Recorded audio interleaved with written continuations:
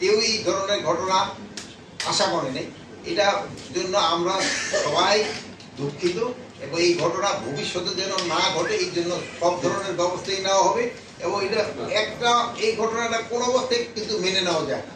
আর এই ঘটনা যারা ঘটিয়েছে তাদের কিন্তু একজনকে আপনারা জানেন অন্যদের আমরা আইনের আওতায় নিয়ে এসেছি এবং অন্যান্য যদি কেউ এটার সাথে জড়িত থাকে আমরা অন্যান্য আরো তো অনেক জড়িত আছে ফুটেজ দিয়ে আমরা সবাই আইনের আওতায় নিয়ে আসবো।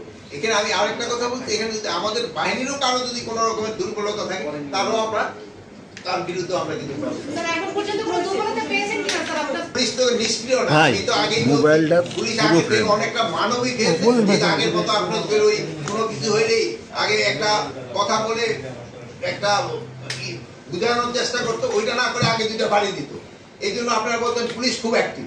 এখন হলো পুলিশ আপনাদের সাথে আগে আলোচনা করে সমস্যাটা সমাধান করতে যায়, এই জন্য আপনারা ভাবেন যে পুলিশ নিষ্ক্রিয়।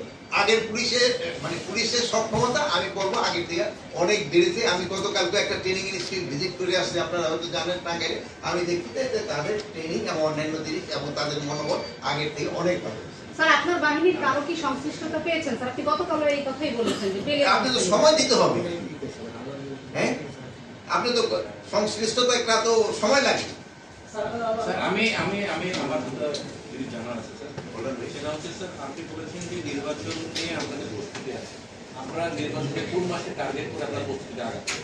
এখন নির্বাচনটা কবে আপনারা একদম এক্সাক্ট টাইমটা ঘোষণা হবে, বাট একটা অ্যাপ্রক্সিমেট তো ঘোষণা হবে এবং টার্গেট থাকে না সব সময় কতগুলি একটা পিন পয়েন্ট টার্গেট কতগুলো সেন্টিমিটার এরিয়া টার্গেট, বাট আমরা কোন এরিয়াতে হচ্ছে ওই এরিয়াটা তো আইডেন্টিফাই করি, একবারে পিন পয়েন্ট আমরা করতে পারি না, পিন পয়েন্টটা করে দিলে ইলেকশন করি।